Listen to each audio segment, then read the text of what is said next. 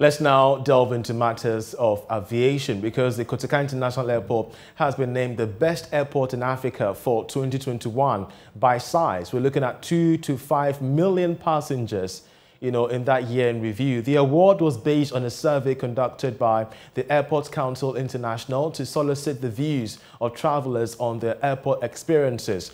The airport has been the winner under the same category since 2019.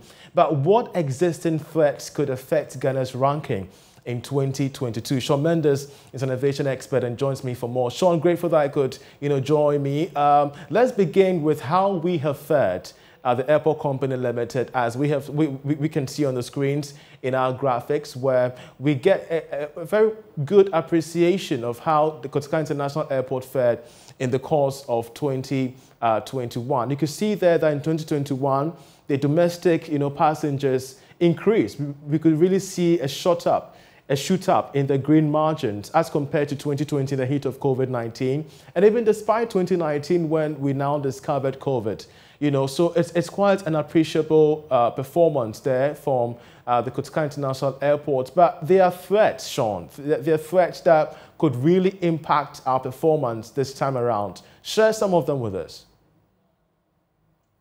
Thanks, Charles. Yes, as you point out, it's been very interesting to see the development of traffic at Kotoka International Airport. I think the award that they're receiving is very indicative of what passengers appreciate about the airport. They've been receiving this award since the new Terminal 3 opened, and obviously passengers appreciate the experience there. However, one threat to continuing to maintain this is that the fact that the growth in the market right now is coming from domestic traffic. And almost 40% of the total traffic in 2021 was from domestic passengers. Now, these passengers are not actually using this new facility, the facility which is the one that's leading to their awards. And as that proportion continues to grow, you're going to see people who are turned off from a suboptimal experience in some of the regional airports in Kumasi, Tamale, Takoradi, Wa, and so forth, which are not quite up to the same standard. So I think that, one of the threats which they're going to face is that they're going to need to move this, their focus away from just on Kotoka International Airport into improving the passenger experience in some of these domestic airports as well. But one really critical thing, and I think this is going to be the biggest threat they're going to face during 2022, is going to be the ease of travel into Ghana.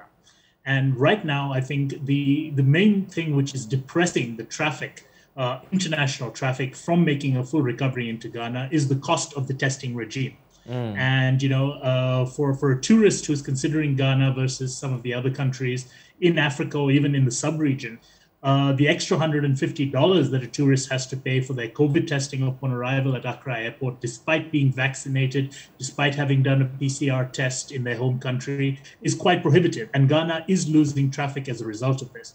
I've heard stories that there's likely to be a review of this in the near future.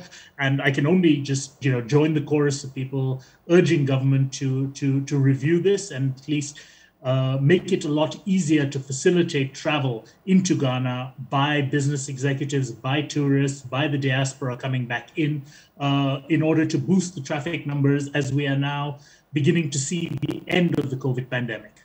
Indeed, and we've even seen that of Nigeria take the lead, especially when they are now focusing on unvaccinated passengers. But walk us through other threats that exist, especially when we're still having situations with a single African, airspace.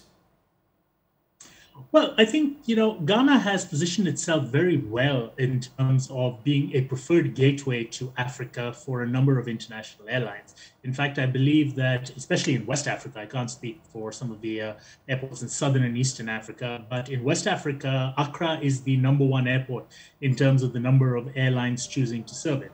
So definitely Ghana has established its place as the preferred gateway into the region, but it needs to continue having liberal policy making, business-friendly policy making to encourage these these airlines to continue operations in Ghana and to consolidate operations in Ghana.